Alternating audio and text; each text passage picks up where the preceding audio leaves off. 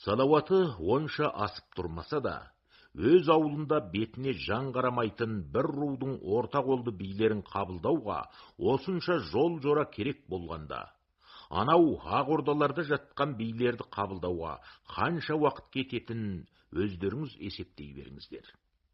Бірақ билердің ішінде қай жолмен болса да өздерін танытып, терезесін тең ұстайтындар да бар екен. Алдыңғы күні көмірдей қара жорғаны құйрық жалын қызылмен әлемдеп жетелетіп келген Қароспан тарту таралғысын шабармандарына көтертіп, іркіліссіз тура тартқан. Есікте отырған хабар бөліміндегі Қарасұр мен Төлеубай дүңші еріксіз есік алдына шыққанда: «Ей, Төлеубай, басты әлгінге қарай. Андағы таз кепешіңе айтық қой, анатқа ие болсын» деп ілгерлей берген. Осы бір қас қағымдағы аз аялда әлгі Қарасұр жігіт Төлеубайдан: «Мынау кім болды?» деп сыбырлап сұраған. «Қароспан деген көкжал осы. Алдынан көлденең өссең, екеумізді тарпа бас салып сабаудан ерінбейді» деген. Сонда Қарасұр: «Акау, қазақтың ішінде де мұндай жүрек жұтқандар болады екен-ау» деп суқаны ұшып кеткен. Қароспан шынында таң қалса таң қалғандай жан екен. Жараған бурадай түсі не деген суық. Тіпті кеусіндей денесімен кісінің үстіне құлай кетсе де, астынан тірі шығу екіталай болар деп тіксінген Қарасұр ләм-мәм демей кейін шегіне берген. Қароспан іштегі үстел құшақтап отырғандардың біреуіне де қарамастан тура тартып келе жатқан Чеңчай ордасына кіре берістегі залдан даялардың біреуі көлденеңдей жүріп еді.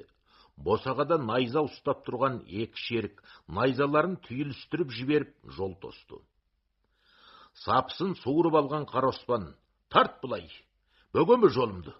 Алтайға келген қонағымның алдына ас қойғалы барамын. Тұздығымды төгіп, табағымды тепкеліп тұрмысың. Ұзап кетсе Тарбағатайдың мәтеніндей шығарсың. Ол да қазаққа деп, қазған орнына өз құлаған» деп саңқылдағанда дауысы қатты шығып кетті. Даладағы дабыр-дұбырды естіп қалса керек, алдыңғы жақтан біреу жүгіріп шығып, Қароспанды қолтықтай жөнелді. Қароспан: «Бәсе, осылай болса керек еді. Қабаққа қарай басатын албастыларға осы керек» деп ішке қарай кіре берген. Осыдан кейін осы өжет қимылды көрген немесе естіген Чеңшай төңірегіндегі қазақ билерін көзгілмейтін паңдықты әлдеқалай болады деп азайта бастаған. Әлгі Қарасұр жігіттің жаңағы билерге түрегеліп қошамет көрсетіп, тамыр тартып жатқаны да сондықтан.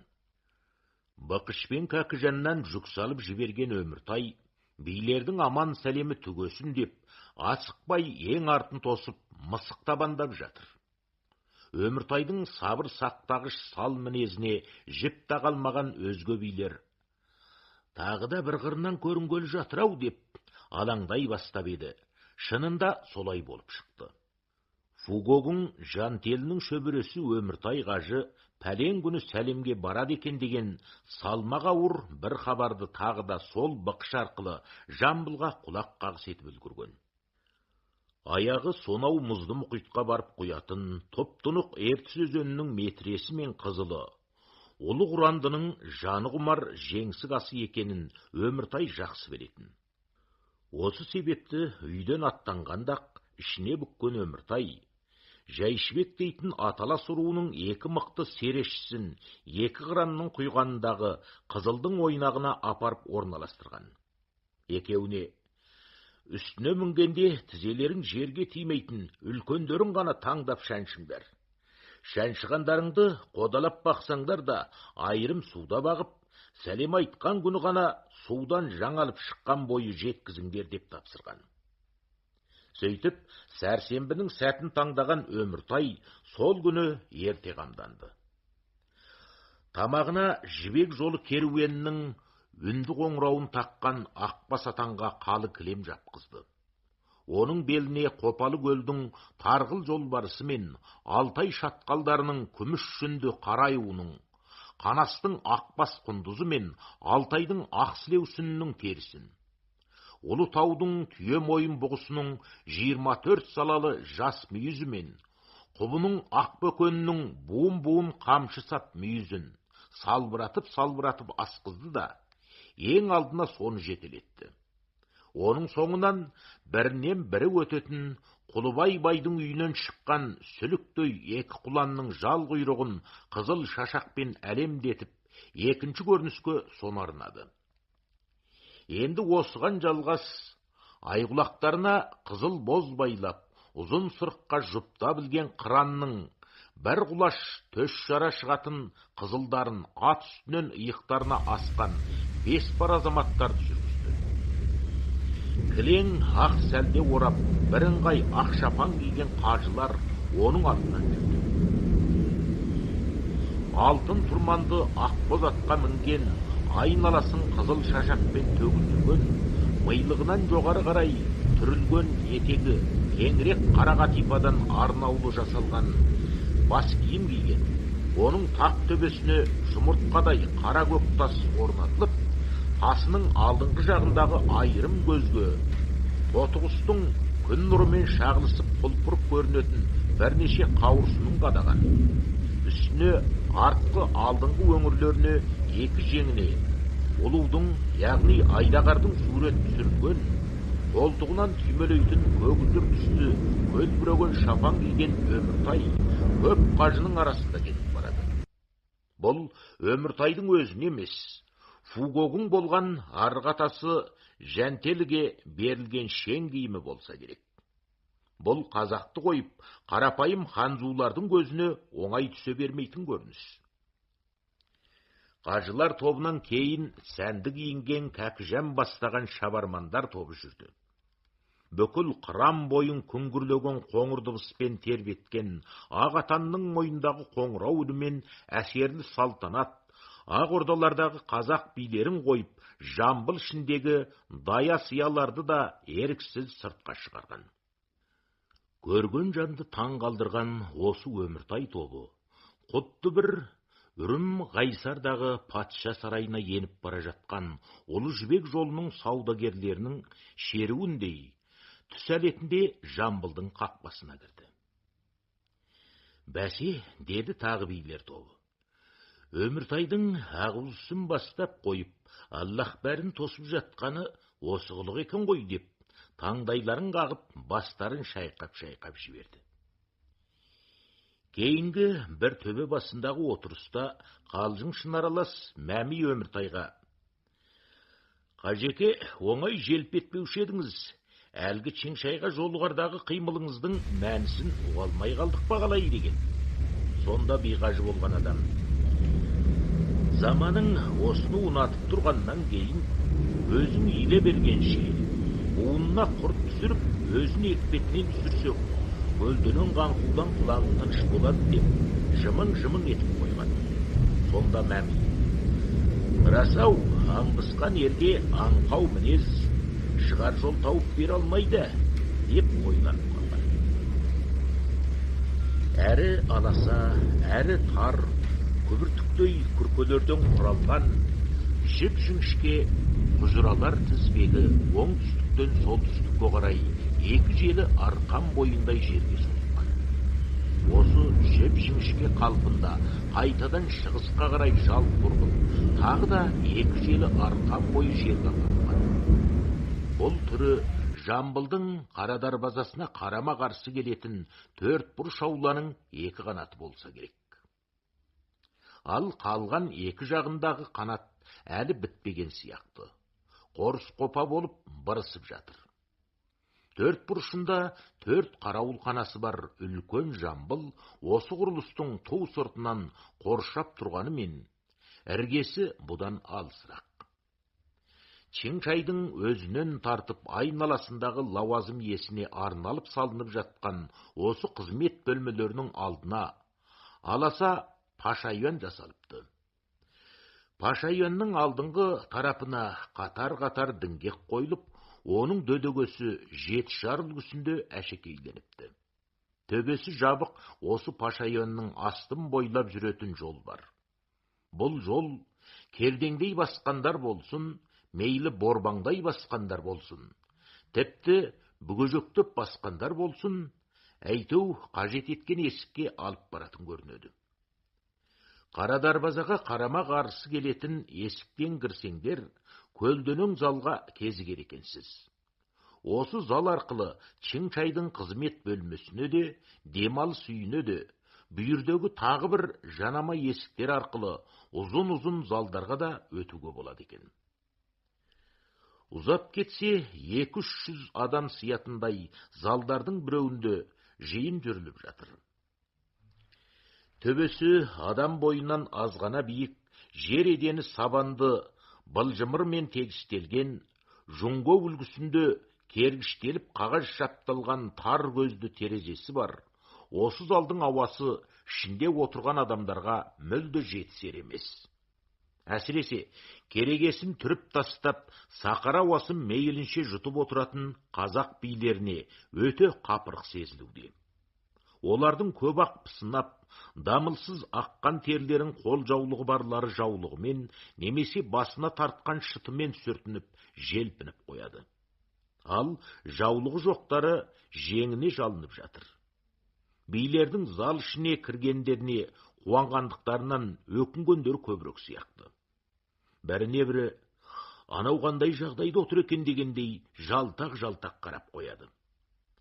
Ораз Мұхаммед қажының жанында отырған біреу, оның ақ қоян терісінен жасаған тақиясының сыртынан Истанбулдың төбел қызыл бөркін киіп, оның сыртынан дағардай сәлді орап, барлық киімінің сыртынан ақсұр мәуті шапанын баса киіп алса да, бәз баяғы қалпында отырғанына таң қалып, «Қажеке, қайтып қапаламай отырсыз» деп күбір етті. «Мынау», деді Ораз Мұхаммед қажы аспай-саспай, «Ақпатшаның Сибириядағы меңіре орман қалың қарлы жаза майданынан, Моңғол үстіртінің ұлыған желі мен шыжыған ыстығынан әлдеқайда жақсы. Суықтан қорғаған қалың киім ыстықтан да қорғай біледі. Бұған шыдамасақ, ақыреттегі бұдан бетер жалынға қалай шыдармыз? Бәріне көніп, Құдайдан қайырын сұрау керек». «Расау», деген әлгі адам Ораз Мұхаммедше көнгісі келіп, үндемей отыра берді. Төр жақтағы ақ жапқан ұзын үстелдің дәл ортасында Чихыңның өзі отыр. Мәншің билеушілерінің мәнсәбі көбінше киген киімінен белгілі болатындықтан, Чихың Чың-Чайлық киімін түгел киініп, жасанып алыпты. Залдағылардың ішінде одан үлкен ұлықтың жоқтығы бесенеден белгілі болып, бір төбе тұлғамен айналысып көрінеді. Оның қатарында өзінен кейінгі лауазым иелері болса керек, тағы бірнеше шен шапанын киген ұлықтар бар. Қазақтар жағынан үстел басына Жеңісхан күң, Қароспан, Мәми, Өміртай, Жақыптар. Чың-Чай сөзді желіксіз байыппен сөйлейтін адам екен, ойын дұрыс баяндай алатын, Хыжи емтиханнан өткен мәдениетті кісі екені білді. Өмірінің соңғы кездерін Астанада емес, шекара райондарында өткізу керек. Киіз туырдықты Моңғол қазақ халқының салт сана, ғұрп әдеттерін білетіндігі аңғарылады. Ол сөзді үкімет тапсырған міндетті, халық күткен үмітті адалдықпен орындайтындығына сенім білдіруден бастап, осы отырған ел адамдарының Алтай ерекше районының жұмысы жөнінде борышы бар екенін айтты. Сонсоң, сіздермен ертерек бет көрісуді ойласақ та, жаңа қоныста етек жеңімізді жия алмай жатырмыз деп, кішіпейілділікпен ғапу өтінді. Жуық жылдардан бері, деді ол тағы да, Алтай өңірінің әкімшілік басқару тарихында тұрақсыздық болғандықтан, халық көңілінде әлі күнге алаңдаушылық өмір сүріп отыр. Мұнан кейін бәрі де реттеледі. Чың-Чай осы сөзді шегелеп айтқандықтан отырғандардан «Амин» деген дауыстар шықты. Чың-Чай мыналар не дейді дегендей сөз тәржімелеп тұрған айдары тоқпақтай бір қалмақ дүңшемен Қорасандағы жап-жалпақ бетін мейлінше шимайлап тастаған ұзын бойлы Жәнәбілдің шөге бұрылды. Екеуі, билер қуаныш тілектерін білдіріп жатыр дегеннен кейін барып, ұлықтың жүрегі орнына түсті. Біз басында, деп сөзін қайта сабақтады Чеңчай. Қара түн көгі ірге көмеміз бе деп едік. Кейін орталықтың пікірі, жергілікті жердің жағдайы бойынша, Чанлон ханның өзі маңдайшалық жазып берген күңгіл жалсынның сары сүмбесіне келіп қазық қақтық. Алтай ерекше районының мұнан кейінгі іс жүргізетін орны осы болады. Онысыңыз құтты болсын деп шу ете түсті тағы да билер. Құттықтамақ сіздерден болғай. Көңілдегі ала бұлттың алақандай тесігінен әлдеқандай бір ризашылық сығалап өткендей болды. Осындай орайды тиімділік деп санаған бір көксақал, Хазірет атаңның ең алғашқы жер кепесінің босағасындағы шәкірт шағы есіне түсіп кетіп, кептеліп қалған арқалы орындықтан әзер тұрып, а деп кеудесін басты. Отырғандардың бәрі үдірейе қалды. Өміртай да, Мәми де тани кетті. Баяғыдағы өздерінің сабақтасы. Не тілейді екен бұл кісі, деді Чеңчай Жәнәбілдің шөгі. Бұл кісінің зар төккісі келіп қалған ұқсайды, деп түсіндіргенде Өміртай.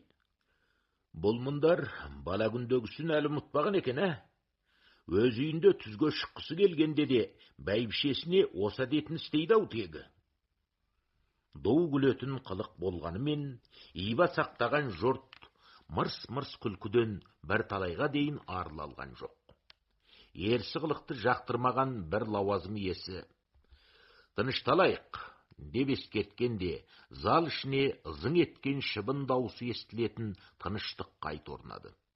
Дегенмен, жаңағы көксақалдың беймазалығы себепші болды ма, Чеңчай сөзін жия сөйледі. Сөйтіп, құттықтамақ сіздерден болсын. Біз көңілдеріңіздің жомарттығын алдымызда оздырғалы отырған, сіздердің пікірлеріңізді тыңдайтын кезекті мәжілісімізден білеміз. Не тілектеріңіз бар, сонда айтыңыздар. Айтқанда сарқ айтыңыздар. Келер іске даярлықтарыңыз болсын. Өзара ақылдасып, пікірлеріңізді бір жерге топтасаңыздар, тіпті жақсы. Сөз біткенде асығып отырған билер апыл-ғұпыл залдан шығып, алдымен дәрет сындыратын жер істеді. Жайметекпен жалп етіп отыра кететін қайран данамай, дейді біріне бірі қалжың аралас. Бір күн өтті. Билер Чеңчай ордасына тағы шақырды. Жиын алдыңғы күнгі орнында, бірақ залдың іші басқаша жасалған. Жереденге қамыстан тоқылған бұйралар төселген. Оның үстіне кілем кілше, текемет сырмақ жайылған. Төрдегі ақ үстен ықшамдалған. Оны Чеңчай ішінде бірнеше лауазым иелері ғана құшақтап отыр. Билер малдастарын құрып жердегі орынға жайғасқан. Сөз кезегі билерге берілді. Чеңчай бар зейінімен тыңдап отыр. Талдырмаш ақбаша хатшы саусақтары майысып, сыпылдатып жазып жатыр. Батымүңко қалмақ пен Шыбар Жәнәбіл кезек-кезек ауыз-ауыздарына тимей аударып жатыр. Ие, деді Қара Оспан шойындай денесін жеңіл қозғап, шарта жүгініп алып, қара мақпал шапанның баулықтап таққан қозалы қоңыр түймелері есіктей еуденің үстінде бұлғақ тілегендей қозғалып кетті. Қазақтың елдігі жайындағы келел кеңес саржайлау үстінде мамыржай күндердің бірінде күн шалған ақ төбенің баурайында ашылар еді. Сол қолы іштен асқан сапының басына барып қалғанда, Чеңчайдың оң жағында отырған адырақбайлау бір ұлықтың көзі шарасынан шыға жаздады. Қазығымыз осы жерге қағылғаннан кейін, сол темір қазықты жастан басақ, жұлдызымыз оң болмас. Ноқталы басты одан шайқайық деп отырған біз жоқ. Ей, Чыңшай, деді ол соң Чихынға тесіле қарап. Мына бас талай ұлықты көрген.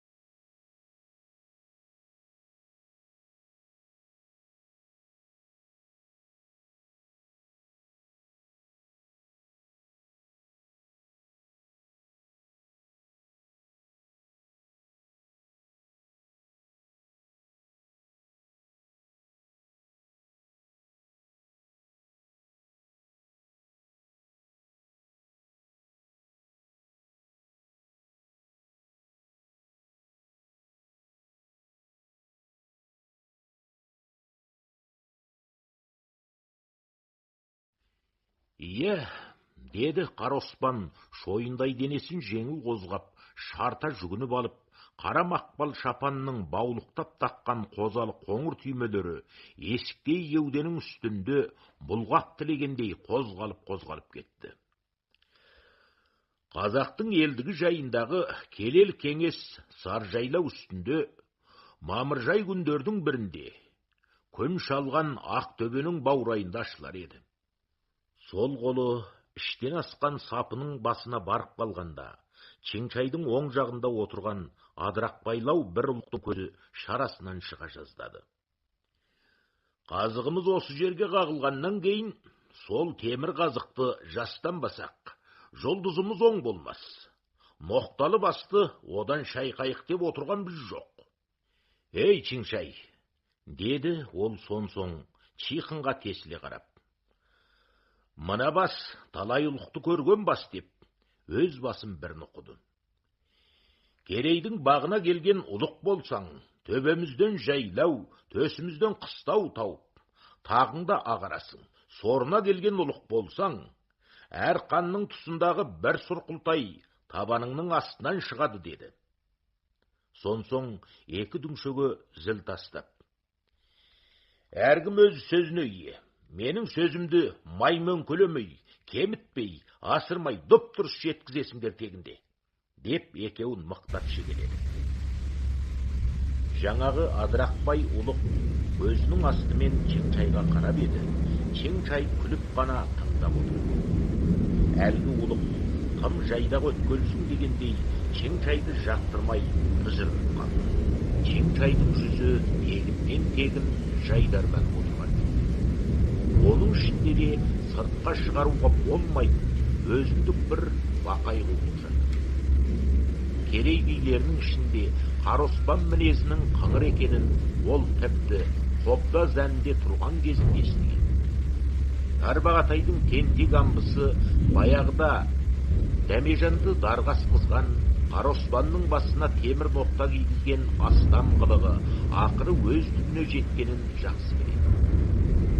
Қара Оспан әнеу күні Жамбылға ат ойнатып кіріп, алдын тосқан әскерге сапысын суырғанда, арнаулы адам шығарып жол босаттырғанда, осы Чыңшайдың өзі болады. Оның қазіргі сорымызға келген ұлық болсаң, сұрқылтайың табаныңның астынан шығады деген сөзі де тегін айтылып отырған жоқ шығар. Ел менікі, жер менікі, шаңыраққа қара дегені емей немене? Не болса да, кісілігін танытқысы келген марқа жүрегі қатты тепкенде, Чихыңның басына қан шапшып қалып еді. Мәтеннің өз жанын өзі қидалаған абыройсыз өлімі көз алдына келе қалғанда, тәуба деп қайта сабасына түсті.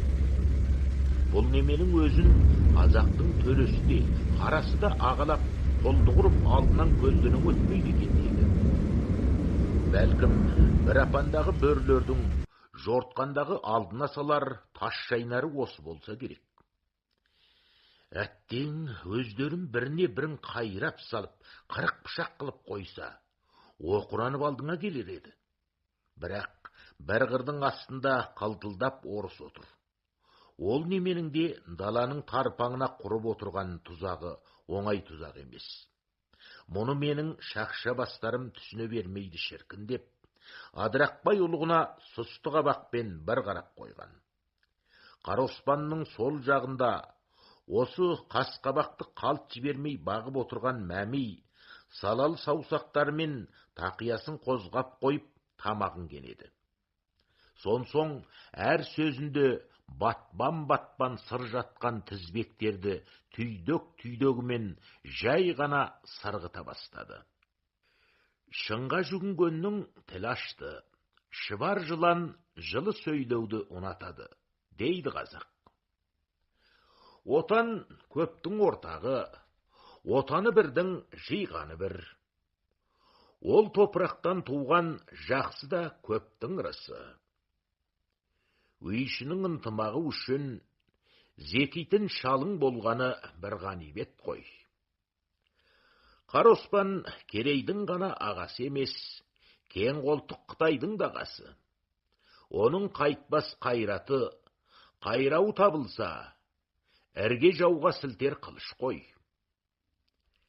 Жақсыға жаны қас Сұрқылтайдың үлкені төсектің басынан, жаптықтың астынан шықса, осы Оспанның айбары арашашы болар хақ деп, ең алдымен Қара Оспанның өрт тілін күмәнді көзқарастан ауашалап алғысы келіп, бір тоқтағанда, Чең-чай көмулі қойманың дәл үстінен түскендей болғанына екілене қалғанымен, сонда да бәрібір өз құмалағым төрттен жазбайтын сияқты деп жайдар қалыпты бұзбады. Ал анау қазақтардың оспадар қылығы мен Чең-чайдың жайдақтығына қанжылып отырған Адырақбай ұлық, сайса кетсе, жеңілген құлжаның текесіндей жалғыз қалатынына көз жеткендей, кейіске толы қабағын онан ары қиғаштады. Мәми ұлықтардың қышыған жеріне тиіп отыр екенмін дегендей, терісі кеңіп алды да сөзін сабақтай берді. Халықтың қарызы ұлығында, деп ендігі сөздің бетін Чең-чайдың көпшігін қалыңдатуға бұрды.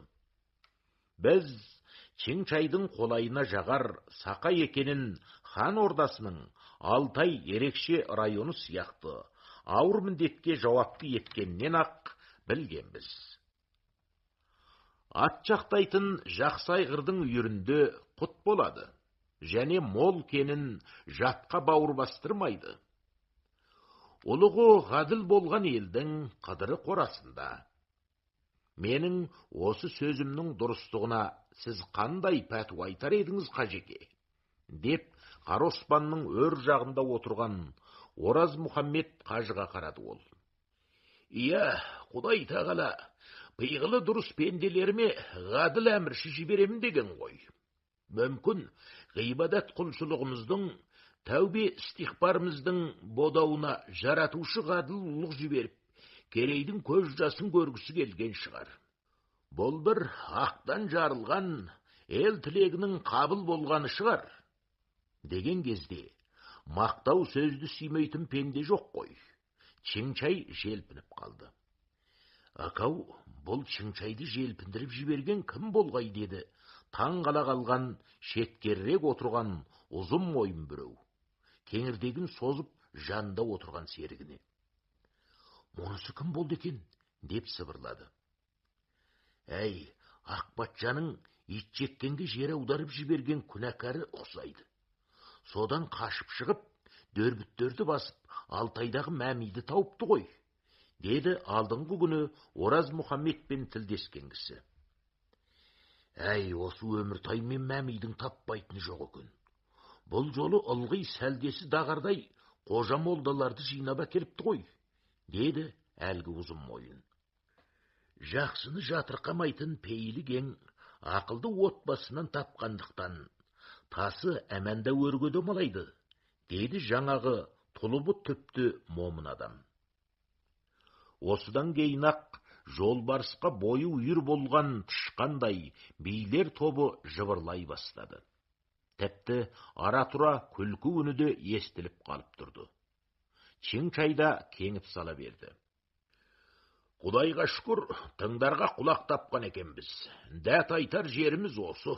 Ақтарлайық, арлайық деп алып, Сарғарын бидің біреуі сөйлеп кетті. Ұлыстардың ұясы бұзылған ақтабан шұбырынды дәуірінде кімдер қайда бармады дейсіз? Аттыққан жаудың алғашқы алқыны басылып, Абылай таққа шыққан, Әз Тәукенің тұсындағы қарт жырау, Бұқардың толғаудан жағы талмаған ол бір заманда, Абақ керей арғынның ақ мырзасынан жалы болып, ата қонысымызға ауа көшіп, Алтайға келіп тұрақтап едік. Содан бері де бірнеше 100 жылдың жүзі болды.